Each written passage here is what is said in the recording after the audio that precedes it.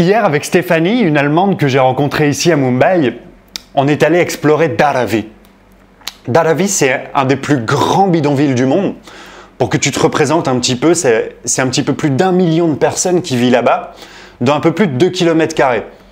Donc pour te donner un ordre d'idée, si tu es parisien, ça va te parler. Le 6e arrondissement de Paris, ça fait un peu plus de 2 km², ça fait plus ou moins la même taille.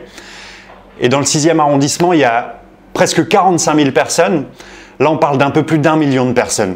Donc c'est, en termes de densité, juste énorme, c'est une véritable fourmilière. Et dans cette vidéo, je voudrais te raconter l'expérience que j'ai vécue là-bas, qui était une expérience déroutante, fascinante en fait, hyper intéressante. Et je voudrais te parler de ce que j'ai pu en retirer. Alors j'ai vraiment hésité avant d'y aller parce que ça faisait pas forcément sens pour moi, tu sais, d'aller regarder des gens et la misère des gens en quelque sorte, un peu comme on irait regarder des pièces dans un musée ou des animaux dans un zoo. Ça faisait pas sens pour moi, tu sais, l'idée d'aller regarder, regarde ces gens, en fait ils vivent, c'est leur quotidien.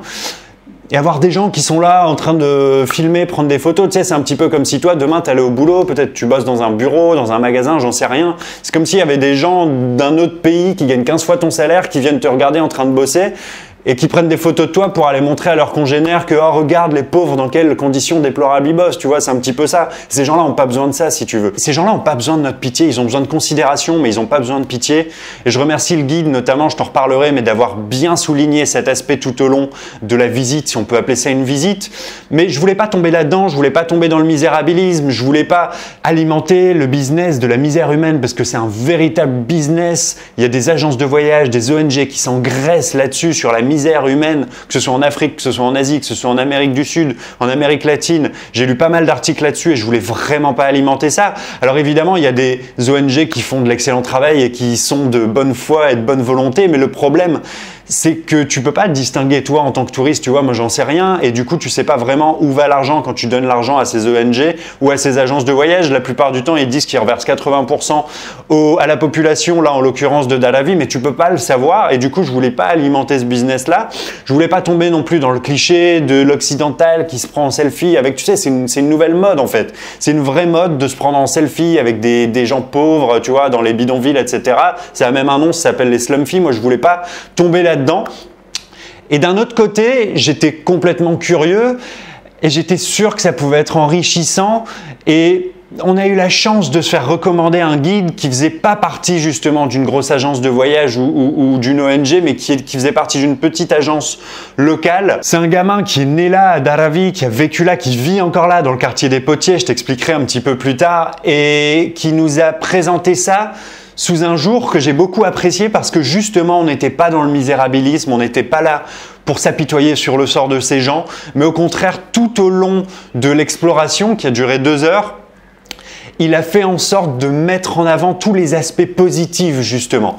Et ce qu'on a découvert, c'était complètement fascinant. Moi, ça m'a fasciné de voir ça parce que c'était totalement à l'opposé de ce à quoi on s'attendait, si tu veux. Comme toujours, quand on débarque dans un nouveau lieu, on a des idées préconçues dans la tête. Ici, on s'attendait évidemment à tomber sur une misère extrême. On s'attendait à tomber sur des gens complètement misérables. On s'attendait à tomber sur une pauvreté extrême, à avoir des enfants qui s'accrochent à nous pour avoir de l'argent, des gens qui demandent la charité partout. On s'attendait à tomber sur un chaos gigantesque et on s'attendait à ressentir de la tristesse.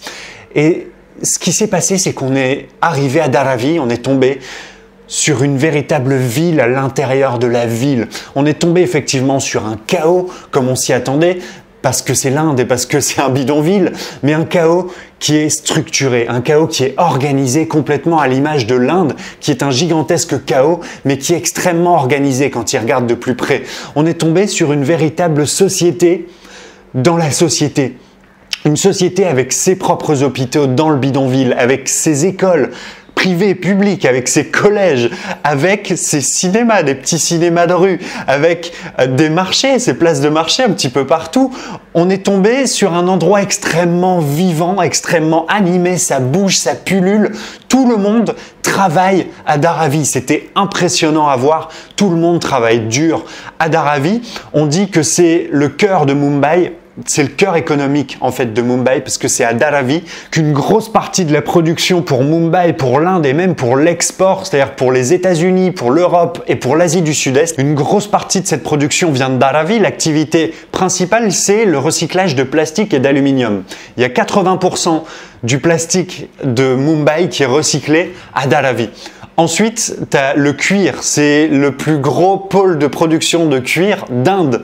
Tu as le textile, évidemment, le textile, la broderie, il y a aussi de la poterie, il y a plein de choses, énormément de choses qui sont créées à Dharavi, il y a énormément d'artisanat, il y a plus de 10 000 single room factories, c'est des petites usines à une pièce, tu l'auras compris, et tout au long des petites ruelles de Dharavi, dans chacun des logements, à l'étage, les gens dorment et en dessous, tu as une petite usine où ils produisent quelque chose. Ce qui était intéressant aussi, c'était de voir cette communion entre les gens de communautés différentes, notamment de communautés religieuses, et ça c'est un véritable problème, tu sais, en Inde, notamment entre musulmans et hindous, les gens vivent vraiment chacun de leur côté, et musulmans d'un côté, hindous de l'autre, et ont tendance souvent à se tenir responsables l'un l'autre des problèmes de chacun. Pour avoir discuté avec des Indiens musulmans et des Indiens hindous, en ce moment je suis chez une Indienne hindoue, on discute beaucoup de ça, mais j'ai aussi passé du temps avec des Indiens musulmans, et d'un côté comme de l'autre, c'est un problème si tu veux, il n'y a pas une belle communion entre les communautés religieuses, c'est le moins qu'on puisse dire.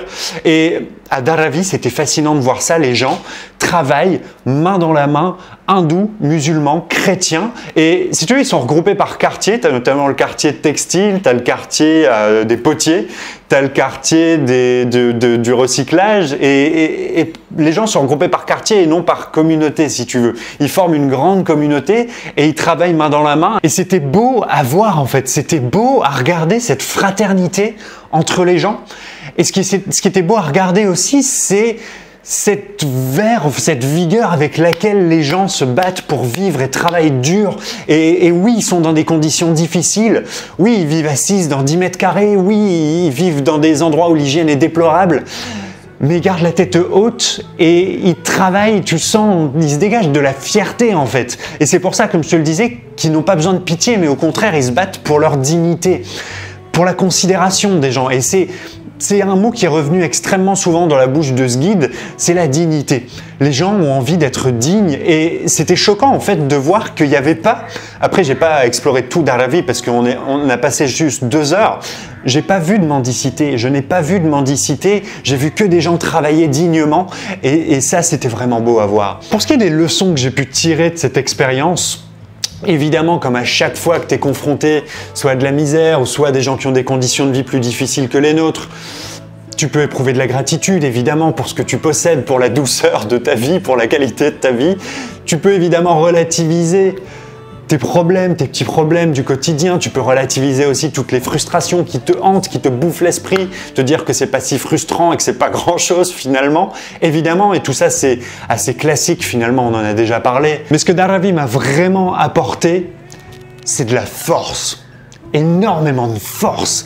Ça m'a apporté de la force de voir, premièrement, que l'être humain a une capacité d'adaptation qui est extraordinaire, qui est phénoménale, beaucoup plus que ce qu'on pourrait s'imaginer. Et la plupart du temps, on hésite à se lancer, on hésite à faire quelque chose de différent, on hésite à partir en voyage, on hésite à changer de vie parce qu'on a peur de perdre notre petit confort et notre quotidien bien confortable.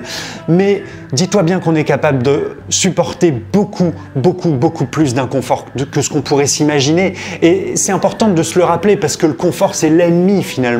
C'est le confort qui mène à l'inaction, qui mène à la paralysie, qui nous empêche de prendre des risques parce qu'on a peur de perdre ce confort. Et finalement, regarde, c'était tellement beau de voir ces gens se battre dignement dans cet inconfort extrême que tu te dis, se battre, avancer avec un vent dans le dos, quand tout te sourit. Avancer quand c'est facile, finalement, bah c'est facile, tout le monde peut le faire. Mais avancer quand tu as un vent contraire, quand tu as un vent de face, rester debout dans l'adversité, ça c'est plus compliqué, ça tout le monde ne peut pas le faire. Et c'était beau de regarder ces gens qui se laissent pas abattre. Et si ces gens-là se laissent pas abattre, nous on n'a pas le droit de se laisser abattre. C'est la première chose, c'est que la force d'un homme, finalement, je pense que c'est pas sa capacité à réussir, mais c'est sa capacité à échouer, justement. C'est sa capacité à continuer d'avancer dans l'adversité. C'est la première chose que m'a appris Dharavi.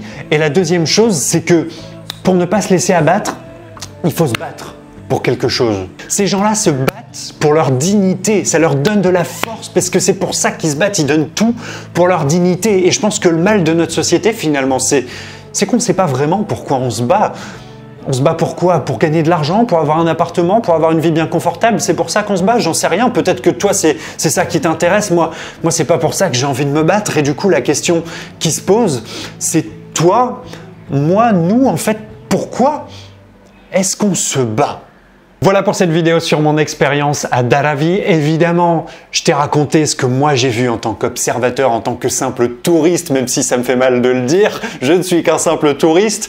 Évidemment, à Dharavi, il y a des problématiques beaucoup plus profondes que je ne saisis pas ou mal, des problématiques politiques, économiques, des problématiques sociales. Il y a des bouquins qui ont été écrits sur le sujet, si ça t'intéresse. Il y a des documentaires également, c'est vraiment fascinant. N'hésite pas à aller y jeter un œil si ça t'intéresse. N'hésite pas aussi et surtout à venir à Dharavi si tu viens à Mumbai. Soit dit entre parenthèses, je te conseille vraiment de prendre un guide parce que tu peux y aller sans guide, il n'y a pas de souci, mais simplement tu vas te retrouver complètement paumé, il y a plein de petites ruelles, tu vas pas savoir où aller. Je suis pas le genre de mec qui prend des guides en général, mais là je te le recommande vraiment si tu viens à Mumbai et que tu veux visiter Dharavi. Voilà, alors j'espère que cette vidéo t'a plu. J'ai pas pu te montrer autant d'images que je l'aurais souhaité parce que comme je te l'ai dit en début de vidéo, bah c'était pas forcément, ça le fait pas trop, tu vois, de filmer les gens. En tout cas, moi j'étais un petit peu mal à l'aise avec ça, donc il va falloir que tu viennes toi-même pour te faire une idée. Je te retrouve très vite dans une prochaine vidéo. Dans quelques jours, je serai encore à Mumbai parce que je reste encore 3-4 jours ici. Ensuite, je filerai vers le nord. D'ici là, je te souhaite de passer un bon moment et puis on se voit bientôt. Salut!